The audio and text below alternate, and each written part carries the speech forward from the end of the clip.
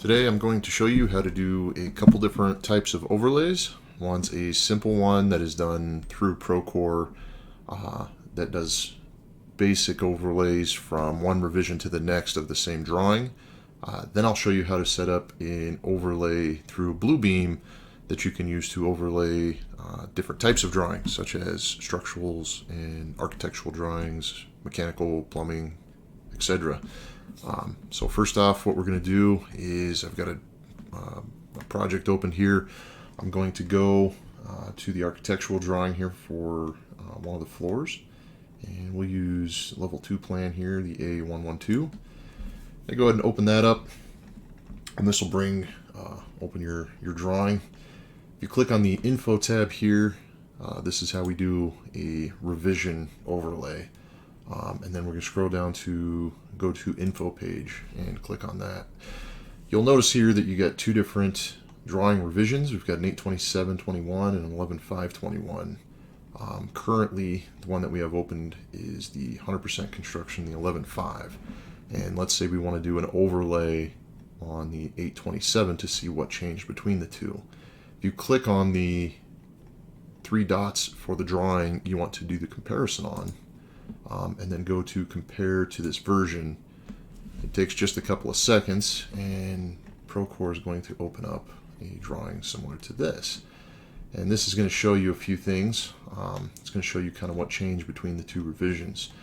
If you scroll down here to the bottom, you'll see that everything in blue was added in this revision, and everything in red was removed from this revision. You can do very similar overlays as well through the ProCore app in the iPad as well as the iPhone. Again, it's real quick, it's easy, but it's a little limited on what it's going to show you. It's only going to show you one revision of the same drawing to another. So we're on this particular one looking at the A1112 drawing and comparing it from an older version of the exact same drawing. So you can't do this with an architectural versus a structural or electrical or a plumbing drawing, only the same exact page. So that's how you do that particular one. We're gonna fall back and do a Bluebeam overlay now. We're gonna use that same drawing, so I'm gonna go here to the A1112. We want to open that up. Once we have that open, we can close this info tab. We don't need that anymore. What I'm gonna do is I'm gonna download this. Through Bluebeam, you're going to need to have both of the drawings open as separate pages. So you can see I've got this one open here. We're going to go back to ProCore and snag another drawing that we want to compare. And this time I'm going to use a structural drawing of the same area. So we're going to go to the S112. Same process. We're going to go ahead and download that one. Now you can do this with multiple different drawings. If we wanted to include maybe additional floors to make sure that the structure stacks, or if we wanted to include mechanical, electrical, and plumbing, we can do the same thing here. And we would just open those much the same, and you would see the different tabs for each of those up here. For the sake of this, we're going to keep it simple though, and just do the architecturals and the structurals. So what we want to do is, for this particular overlay, we're going to use the comparison tab, which if it's not readily available on your computer, you're going to want to make sure that you click on the document tab, and then you'll see comparison and overlay pages. We're going to go ahead and click on that. Now, if you've got an architect that has kept all of the location of the drawings, rather the viewpoints, the same from drawing to drawing, then this is really easy to do. All you do is click OK, and it's going to overlay those two. We're going to go ahead and do it real quick to show you what the issue is with that though, and then we're going to do another one where we align the points. So for this exercise, I'm just going to go ahead and click OK, and I'll show you what this does. I'm going to close this out so you don't see. That's not in the way. So the issue here is when the structural engineer used these drawings, they actually shifted the drawing to the south here. So what you see is your H and your H, your grid lines, they don't line up. The building doesn't line up. It's all off center. It's kind of a mess. So again, if your architect is really good in leaving these in the same place, then this works out well. What we have here though is a misaligned overlay, that's not going to give us a whole lot of information. So you'll notice that when you create an overlay, it creates a third drawing. So this is the current overlay that we're looking at. And again, this is just an overlay of the sheets stacked right on top of each other, showing that they don't actually line up. So let's close that one real quick. All right, we're going to try that again. We're going to go comparison, overlay pages, and this time we're going to click on align points. So what you want to do is you want to make sure that you're selecting points that are visible on both of the documents you're comparing. They need to be in the same place, so that way the overlay lines up correctly. And this is going to make this is going to correct the issue that we just saw, where the building doesn't actually line up with each other from one drawing to the next. We're going to tell it where to line it up.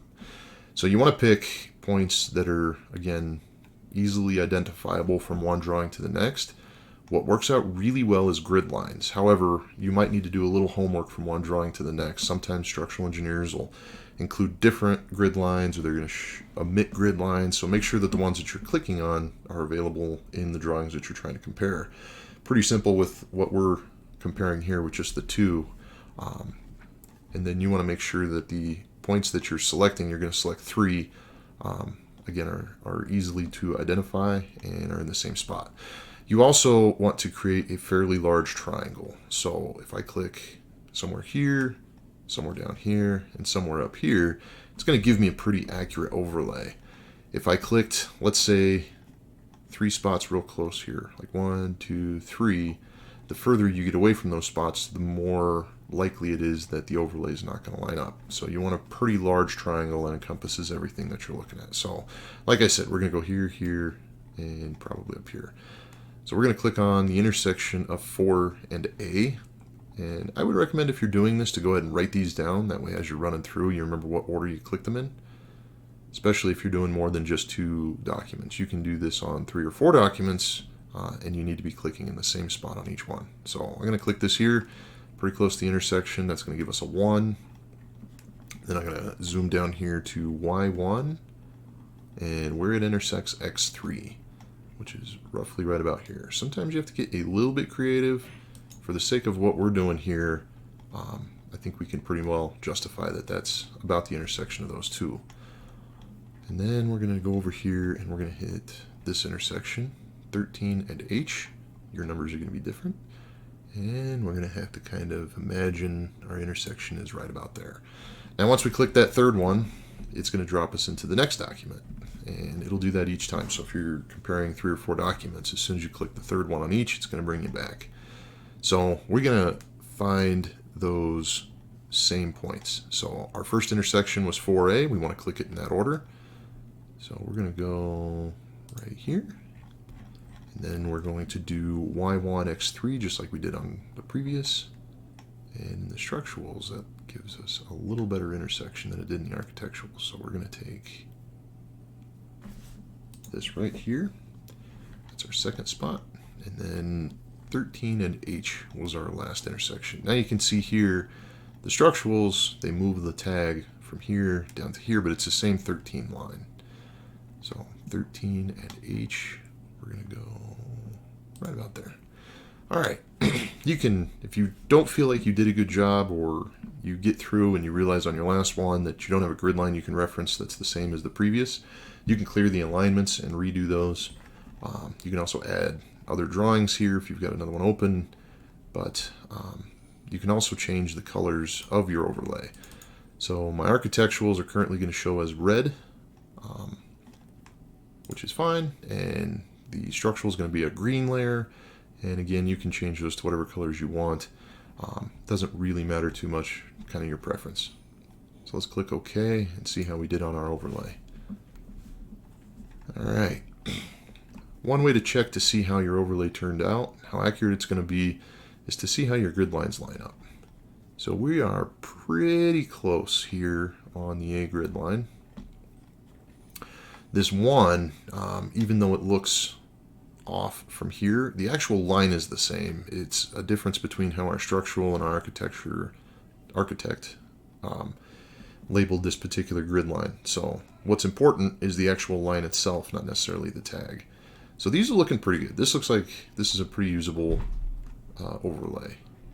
We're just a little bit off, but for the sake of what we're going to do here, that's probably fine. If you're doing some real fine-tuned stuff, you're going to want to pull that in a little bit closer, but for this, I think we're pretty good. Alright, so I'm going to open up this side again, and I'm going to click on the Layers tool. So what you'll see here are, when you created the overlay, you basically created them as two separate layers. If you did 3 pages, it'd be 3 layers, 4 pages, 4 layers, and so on. You can toggle these on and off, so if you had an electrical one on here and you just wanted to compare the architectural and structural, you can turn it off. If you just wanted to compare the architectural and the electrical, you can turn that one off, assuming that you had an electrical here. But that's kind of how you cycle through both of those. One thing I like to do when I'm marking these up is to make all of your notes on the same layer. That way, if your notes are just on the architectural and you want to shoot this over to for an RFI, and you want to turn the architecture layer off, you might lose those notes. So I actually typically create a new layer, and you're going to want to go with this one with the star, not the plus. The plus is going to create another layer from another page that you were to have open. We don't need to do that. So we're going to create a new blank layer, and we're just going to call that notes. Alright, now you can see the notes layer is here, and for the purpose of our overlay, what this helps with a lot is finding, and you're probably tuning into this because you've got a particular issue you're looking at, but one of the things overlays help out with, especially this particular one, is finding conflicts between plumbing and structural, or architecture and structural. So what you can see here, let's say that this was our truss shop drawing we were looking at. We would have an issue here where our toilet rough-in would basically be located probably right over the top of this joist here. Looks like our shower missed it. This shower missed it pretty well. This toilet's pretty close. And this toilet's right on it as well. So for the sake of the overlays and what we're doing here, we're going to go ahead and use one of our call-out tools. I use this one here, just the regular call-out. You got a couple different ones that you can use, and yours might be set up a little differently where the tools are somewhere else. And if you can't find the tools, you can always add them by clicking, or right-clicking rather, on any of these areas. And you can customize, you can add tools, whatever you want to do. For this, let's use the call-out tool. We're going to tag this, and we're just going to say conflict for the sake of what we're doing here. Alright, now you'll notice that that might be kind of hard to see, so let's open up our settings tool here, and we can do a couple of things with this. We can make, right now it's got no fill color, which means where the text is, it's transparent. So if we make that, say, white, now you can see it's a lot easier to see. The other thing we can do is we can do auto size text box, which just makes the text box the size of the text that we have in it. We're using red in an awful lot of different places. If we change this to blue, then we can also perhaps see it a little bit better. Now, if we close this and open up the box down at the bottom, see how we're not on a particular layer here. I can actually double click that, put that on the notes layer, and now this comment actually just exists on our notes layer. So if I turn anything else on or off, that will stay there. Once you go through and do a few of these, you'll notice each one of those will end up down here, and you can verify they're all on the notes layer. You can change all of their colors at once. You can do all sorts of stuff with it once you've got your notes made. But again, hopefully this was helpful in how to do an overlay through both ProCore and through Bluebeam. If you've got any questions on any of these items, feel free to just reach out, and I'd love to help. Hopefully this was helpful for you. Thanks.